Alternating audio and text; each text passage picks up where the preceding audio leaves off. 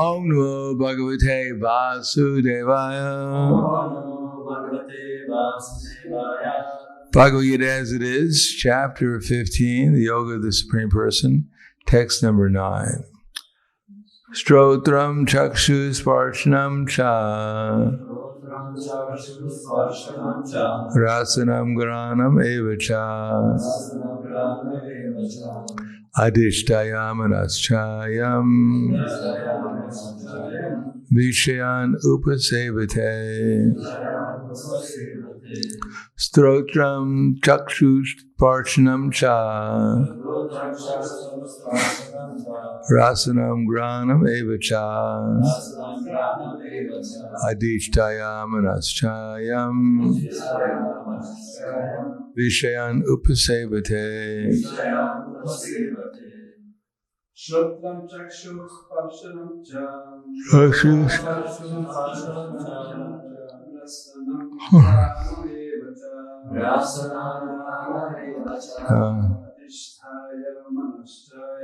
adishtayam anaschayam vishayan upasevate. Tommy.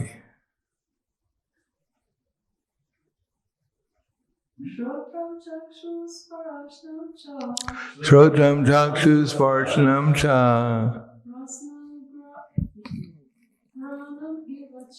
rasanam granam eva cha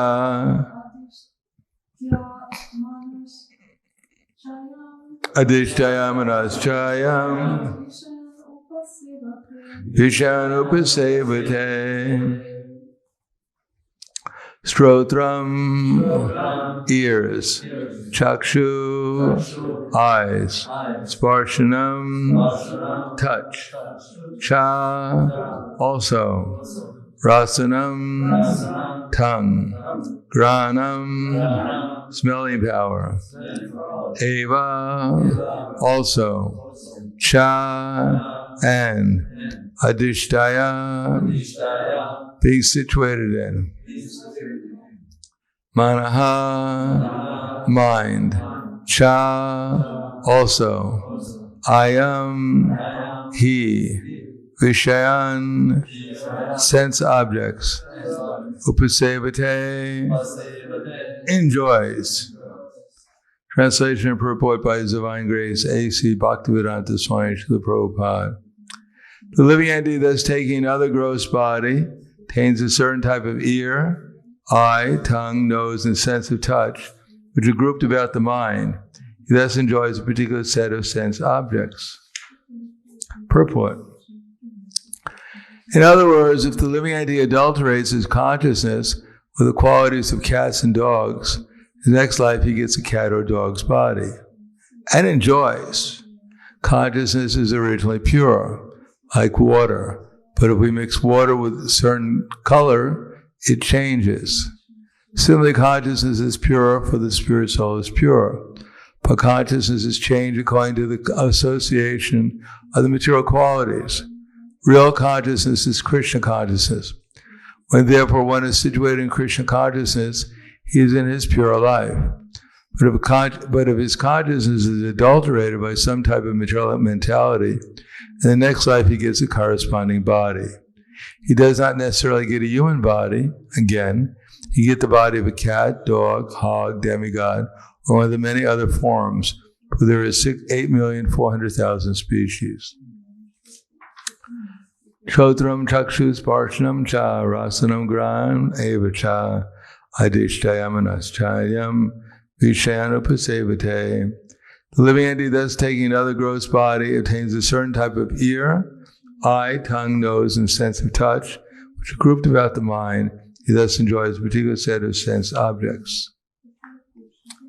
Namo Vishnu Padaya Krishna Prasthaya Bhutale Srimate Bhaktivedanta Swami Namane Namaste Saraswati Deve Gauravani Pacharane Nirvishesha Shrindivadi Paskadyade Satarne. Following from the previous verse, where it says, Sharira Yadavatnoti Yetshap Yukramati Shraha Grihi Vaitani Samyati Vayor Ganda Ivashyat The living entity carries his different conceptions of life from one body to another, just like the air is carrying aroma. And thus he takes one kind of body and then quits it to take another. Now this is the other body that we take. That is, every body has this particular set of senses. Every single body is different. Even amongst human beings, not one body has exactly the same sensual capacity as another, or mental capacity, or intellectual capacity. But whatever body we get, we're forced to act according to that body. Now, we're not exactly the doer, so it's rather subtle. In other words, everybody has its limitations of choice. Since the soul is sitting there, and he has his consciousness, and he's aware through his senses about his internal reality to some extent, and maybe some more about his external reality to some extent. And therefore he's making certain choices, but the choices are given to him by his mind and the physical limitations of his body. Just like, for instance, if I wanted to fly around in this room right now, it'd be extremely difficult for me, probably for most of us. Now we can flap our arms, as we observe the birds do. We could even climb up to the ceiling and jump down and hope that we'd fly, but it's very unlikely we would fly. Because the body is a limitation, and our mind is a limitation, and our consciousness is limited because we don't know how to fly. Now, if you were a yogi and practice meditation or levitation in the Himalayas under the guidance of an expert yogi who knew how to fly, we might be able to develop a suitable body in order to fly, but that may take a long time. There is a method of flying, but then you have to contact the super soul, and you have to be able to adjust the life airs in the body in such a way that they'll allow the body to fly. Just like the planets are quite big, but due to the movements of the air and space, the planets are allowed to be in an orbit. They're in orbit due to air. Air is what makes things float and move. Just like when you eat something, you can observe it's the air in the body that causes things to move. Matter of fact, as they're moving in the body, you can hear things. You can hear the air moving sometimes. So air is what's causing movement, the movement of air, both in the body and external to the body. So if you have the intelligence, the mind, the senses to be able to fly, you can do it. But we don't. So we can't fly. And we don't know how to fly. And even if someone told us we don't have the body suitable for flying, that we may have to do something like yoga, pranayama, if it's possible in the present body. So similarly, as soon as one gets a body, he has his limitations. Now, how far the limitations go may depend on what kind of body you have. If you get the body of, as Prabhupada mentions here, a dog, there's no upward mobility for dogs. You can't go to dog school and learn how to do mathematics, learn how to write, learn how to read, study Bhagavatam, or chant rounds. That's out of the question. You may learn how to sit up and go bow wow. That you can learn. Roll over, fight over. So that you can do a little bit more than most other dogs, but you can't do anything of any value like that a human being can do. Now, a dog can eat meat, and there's no problem. There's no four regular principles for a dog. You can't condemn a dog for eating meat. Yamaraj is going to get you. Yamaraj already got him. That's why it's a dog.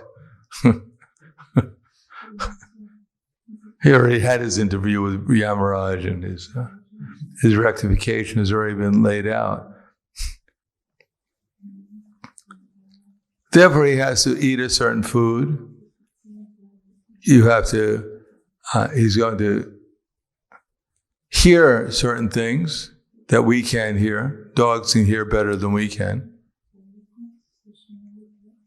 They don't have to hear all the nonsense we hear, but they have to hear each other barking, which is probably worse. Then you become a dog, and then you start sniffling, because everyone needs sniff. Now, if a man walked around sniffing everyone, it'd be a nuisance. Hi.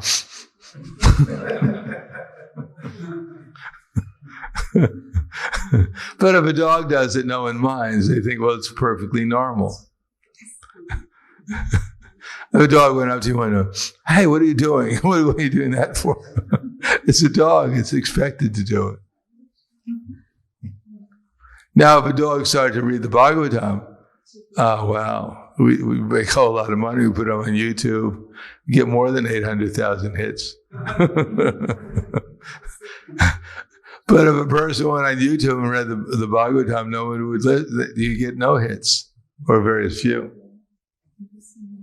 Prabhupada said if a dog's barking, people throw rocks at it, especially in India.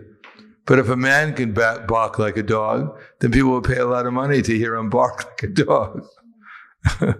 Because people aren't supposed to bark like dogs, nor are dogs supposed to sing like human beings. So it's an oddity. So people they're interested in seeing things that are unusual because most of their lives are so dull.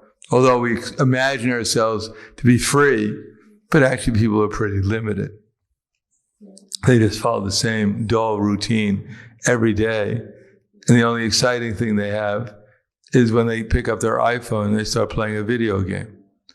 Or they find out about all the rumors that are going around on Facebook or something. But life is pretty limited as a human being. And even if you become a demigod, after, I don't know what it's like to be a demigod, but I imagine after a while you get used to being a demigod.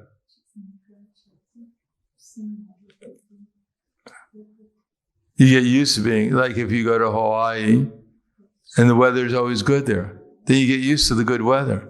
It's not a problem anymore. Here, if you get a sunny day, everyone's, it's sunny. And then it's raining. Oh, there he goes again. Rain, cold rain. We're back to that again. But you go to Hawaii, it's sunny all the time. In most parts of Hawaii, weather's always good. Water's good. You can go swimming every day. The fruit is great. So you get used to it. You just take it for granted. And if one day the rain comes, you become very disturbed. How can this be possible? I'm a good person. Why did God send this?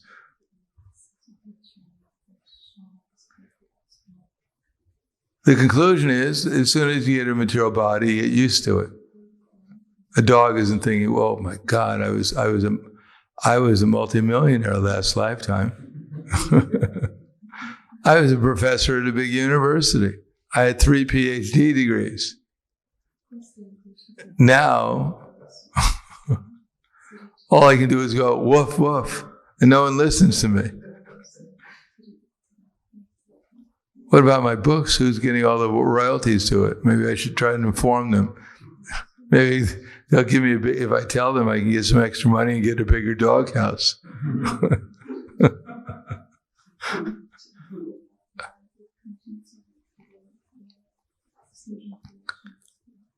But that's not possible. Therefore, whatever body we have, we should understand it's been given to us by Krishna so that we can engage in Krishna service. It's whatever capacity we have to do Krishna service. It may be big or it may be small, but it doesn't make any difference because everything that we're doing is pretty small in this universe. There's no body, including Brahma's body, that lasts forever. Brahma's body, although he's the creator of the universe, but it's not that impressive for Krishna. He's creating billions of universes, trillions of universes, just by breathing out. So it's not like wow, look at Brahma, Krishna thinks. I must give him some extra credit because look at all this nice work he's doing. No, but Brahma's thinking about Krishna, utilizing his energy for Krishna's service, then his life becomes perfect. And if an ant, or in the story of Ramachandra, when the squirrel was pushing rocks to build a bridge across the Lanka, then Hanuman said to the squirrel, get out of my way. I have these boulders. In 50 years, you couldn't throw enough rocks on the ocean to equal one of my boulders. But if you stand in my way, I might step on you, so get out of the way. So Ramachandra heard him and said, who do you think you are? He said, I could have done the whole thing myself. I should have said, just by my will, all the boulders could be there. But I accept his service on the same level as I accept yours. So Krishna is simply, we put in these bodies, we're actually not doing anything except for desiring. But if we desire to serve Krishna, then Krishna will appreciate that. And he'll give us the capacity to become utilized so that his body, Krishna's body, will be utilized as his instrument in his service and will make spiritual progress through purification by simply agreeing to be engaged in Krishna's service. Then whatever body we have, whatever activities we're doing, will be perfect if Krishna is in the center and it's being engaged according to Guru, Sadhana, and Shastra in order to please Krishna. So I'll stop there. Thank you. Any questions? Comments?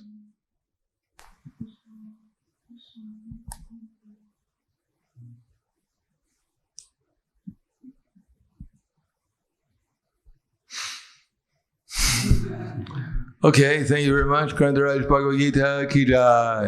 Srila Prabhupada ki jai. Gaur Premanande.